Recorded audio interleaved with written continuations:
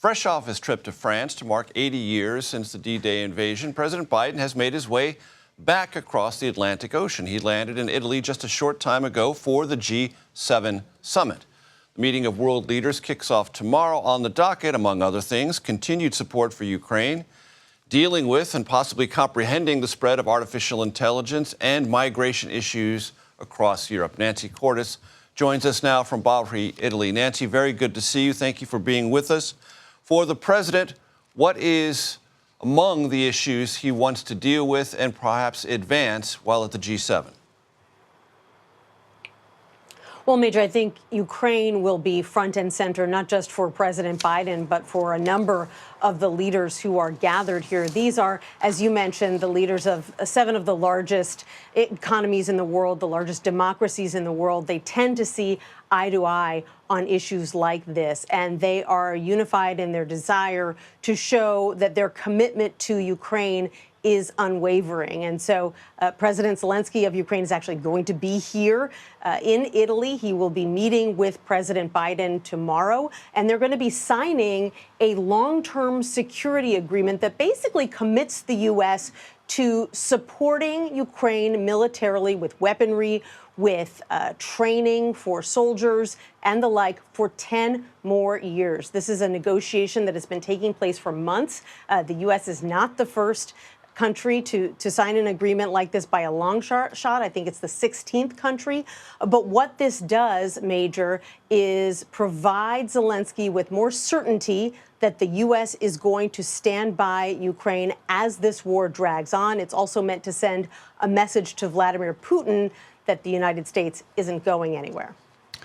To what degree, Nancy, will the ongoing battle between Israel and Hamas factor into the G7 deliberations, or is that something that the president, though he has people working on that issue, would like to keep largely out of the conversation if possible? It's certain to come up, especially because the negotiations between Hamas and Israel are at such a delicate stage. But the challenge with the Israel issue in particular is that while these G7 countries are united on many things, Israel is not one of them. So the U.S., for example, has pledged its support to Israel. Spain feels very differently.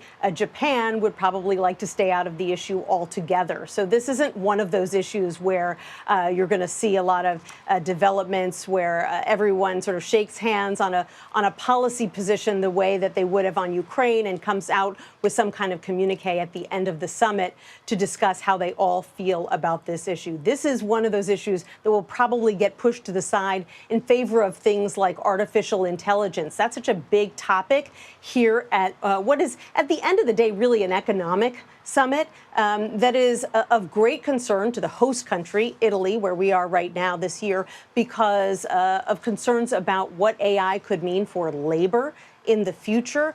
Could it make workers obsolete? In fact, the president of Italy feels so strongly about this issue that she invited the Pope to attend the G7 summit and meet with world leaders as well. So we'll see the Pope here talking to the president, talking to various prime ministers over the next couple of days, because this is an issue that he has said he wants to lead on as well.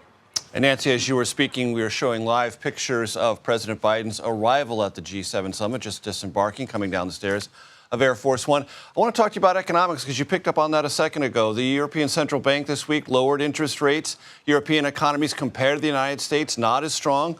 Will there be any sort of reflections, public or private, from the president about the comparative advantages the U.S. economy currently enjoys against its European rivals? Not pressing it too hard, but letting people know America's doing comparatively better.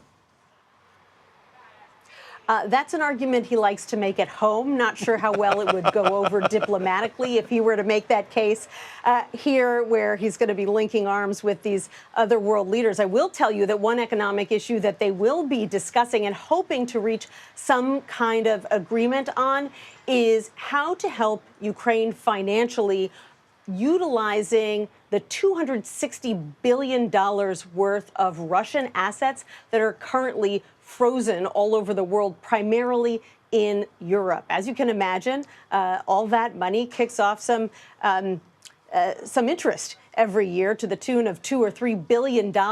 And all of these leaders have been working for quite some time to figure out a way that that money could be used to help Ukraine expand its own manufacturing sector, its own weapons sector, so that it could build more of its own weapons instead of relying on other countries. They want to infuse Ukraine with $50 billion or so this year, and they're trying to figure out how to do that, how to work through all the logistics of that. So that'll be a big topic of conversation here as well over the next couple of days. A very key point, Nancy Cordes. Thank you for bringing that up. We appreciate it very, very much.